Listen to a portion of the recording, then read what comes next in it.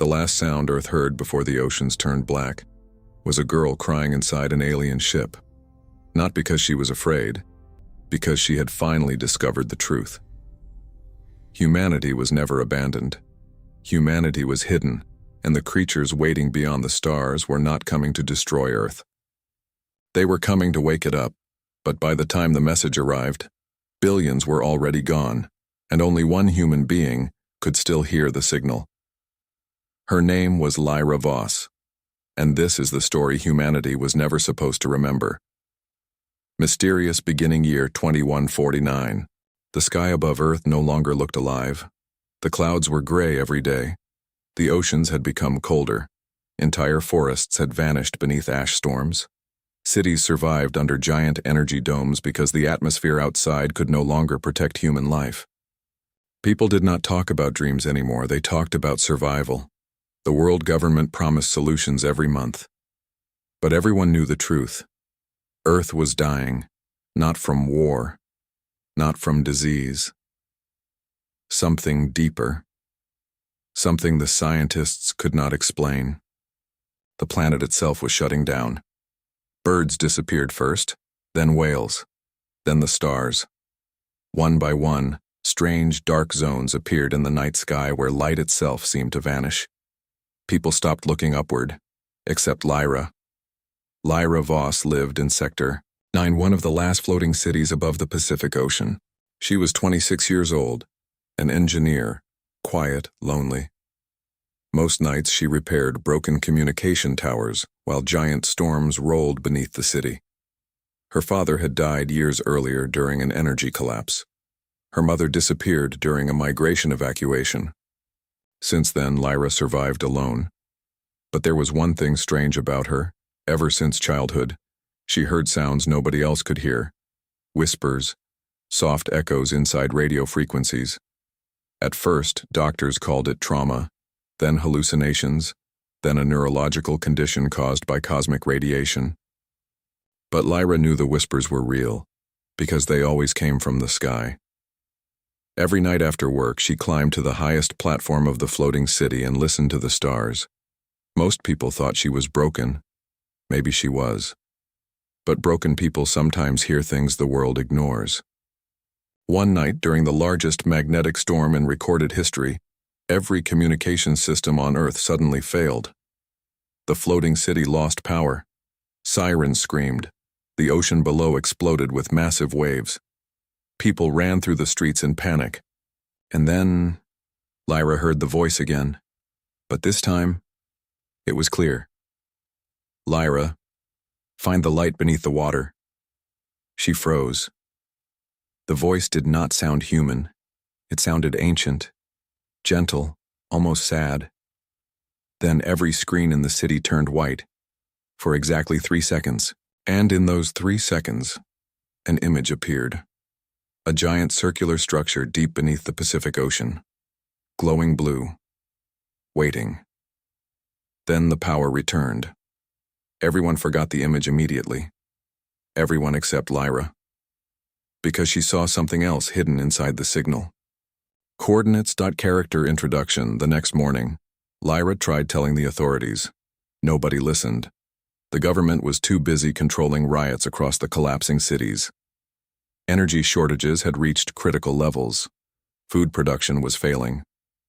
And strange gravitational disturbances were now affecting satellites around the planet. Earth felt unstable, like the planet itself was afraid. Lyra returned to her apartment, small, cold, silent.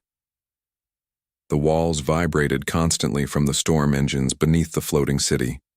She sat beside an old metal box that belonged to her father. Inside were ancient photographs from before Earth collapsed. Blue skies, green forests, birds, real sunlight. Sometimes she stared at those pictures for hours, not because she remembered that world, but because she mourned something she never had. Her father used to tell her stories. He believed humanity was not alone. He believed ancient civilizations once visited Earth long before recorded history. Most people laughed at him. But before he died, he told Lyra one final sentence. If the stars ever call your name, answer them. At the time, she thought it was nonsense. Now she wasn't so sure. Lyra reopened the signal data she secretly recorded during the blackout. The coordinates pointed toward a dead zone in the Pacific Ocean, a place abandoned decades earlier. No ships, no satellites, no human activity, just darkness. That night, she stole a small transport craft from the repair docks, not because she was brave, because something inside her felt pulled toward the ocean, like invisible hands were guiding her. The journey through the storm took 6 hours. Massive waves slammed against the tiny craft. Lightning illuminated endless black water. Then her navigation systems died. Completely. The engines failed. The craft drifted silently across the ocean. And then she saw it. A light beneath the water. Blue. Massive. Moving. Her breath stopped. Far below the ocean surface, something enormous awakened. The water began to rise. A giant circular object slowly emerged from the darkness, ancient metal covered in glowing symbols, not human. The storm suddenly disappeared around it. The ocean became calm, silent, like reality itself was bending. Then the structure opened, and a beam of light pulled Lyra's craft downward. Alien encounter. When Lyra opened her eyes, she was no longer inside her ship. She stood inside a gigantic chamber made of silver-black metal. The walls moved like liquid. Soft blue lights pulsed beneath the floor. The air felt warm, alive. She tried to breathe slowly. Her heart pounded. No sound existed. Then footsteps echoed behind her, slow, measured. She turned and saw him. Tall, thin, covered in dark reflective armor. His face was almost human, but not completely. His eyes glowed faintly white. His skin carried silver patterns beneath the surface like moving stars. He looked ancient, beautiful, terrifying, yet somehow familiar. Lyra stepped backward. "Who are you?" The being stared at her silently. Then he spoke. Not with his mouth, inside her mind. "You survived the signal." His voice felt calm, like distant music. Lyra struggled to speak. "What is this place?" The being walked slowly toward a giant transparent wall. Beyond it, the ocean stretched endlessly around them. And outside the structure, massive alien ships slept beneath the sea. Hundreds of them, hidden beneath Earth for thousands of years. Lyra's legs weakened. "No." The being looked at her. "Your species called us myths, gods, monsters, visitors."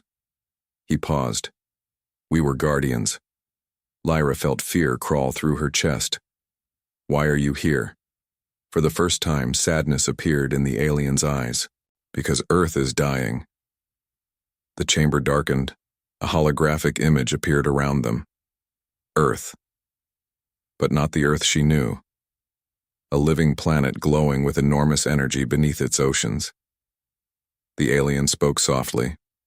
"Your world is alive in ways humanity never understood." The image shifted. Ancient civilizations appeared. Gigantic structures. Stars. Unknown beings. Long before humanity existed, Earth was chosen as a sanctuary. Lyra stared silently. Chosen by who? The alien finally answered. By us. His name was Kale. Last commander of the Athari, a civilization millions of years older than humanity. They traveled galaxies protecting rare living worlds. Earth was one of them. But something terrible had happened. Thousands of years earlier, another species discovered Earth. A species that consumed planetary energy, world after world, civilization after civilization. The Athari hid Earth beneath an energy veil to protect humanity while it evolved. But the veil was failing, and now, the hunters had found Earth again. Lyra whispered. The dark zones in the sky. Kale nodded. They are already here. Emotional bond over. The next several days, Kale showed Lyra things no human had ever seen. Ancient alien archives, Galaxies collapsing, civilizations turning into dust, massive living star systems. He showed her humanity's true history. The Ithari had quietly protected Earth for centuries. They prevented asteroid impacts, shielded the planet from cosmic disasters, even guided early human civilizations toward survival, not as rulers, as Gwar.